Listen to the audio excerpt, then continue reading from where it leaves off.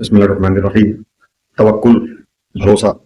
انسان کا اپنے تمام امور میں خدا پر اعتماد اور بھروسہ کرنا اور ان امور کو خدا کے سپرد کر دینا اور خدا کے علاوہ کسی سے امید نہ رکھنا توکل کہلاتا ہے۔ خدا پر ایمان اور یقین جتنا زیادہ ہوگا، خدا پر توکل اور بھروسہ اتنا ہی زیادہ ہوگا، اور جیسے جیسے خدا پر ایمان اور یقین کمزور ہوتا جائے گا تو خدا پر بھروسہ بھی کمزور ہوتا جائے گا، اور انسان وہم اور خوف کی فضا میں زندگی گزارتا رہے گا۔ توکل کی فضیلت قرآن اور حدیث کی روشنی میں۔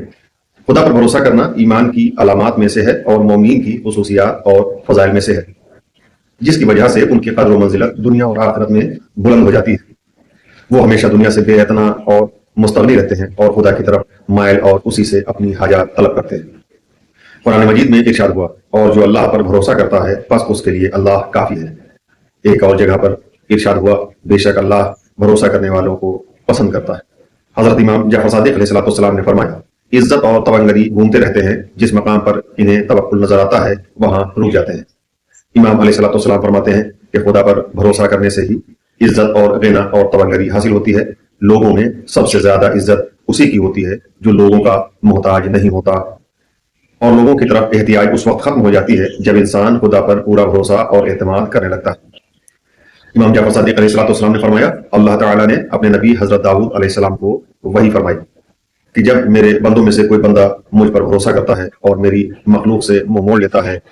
میں اس کی نیت سے یہ بات جان لوں تو پھر زمین اور آسمان اور جو کچھ ان دونوں میں ہے میرے اس بندے کے خلاف مکر و ہیلا کرے تو میں اپنے بندے کو ان کے مکر و فریب سے بچا لیتا ہوں، اور جو آدمی میرے سوا میری مخلوق پر اعتماد اور بھروسہ کرے گا تو میں اس کی نیت سے پہچان لیتا ہوں اور زمین و آسمان کے اسباب کے دروازے اس پر بند کر دیتا ہوں، اور اس کے پاؤں تلے سے زمین کھینچ لیتا ہوں، پھر پرواہ نہیں ہے کہ وہ جس وادی میں مر جائے۔ حضرت امام جعفر صادق علیہ السلام فرماتے ہیں، جن کو تین چیزیں مل گئیں اس سے تین چیزیں روکی نہیں جا سکتی۔ پہلی، جس کو دعا مانگنے کا سلیقہ آ گیا اس کی دعا قبول ہوتی ہے، کیونکہ اللہ تعالیٰ سورہ غافر میں ارشاد فرماتا ہے، تمہارا پروردگار فرماتا ہے مجھے پکارو میں تمہاری دعا قبول کروں گا۔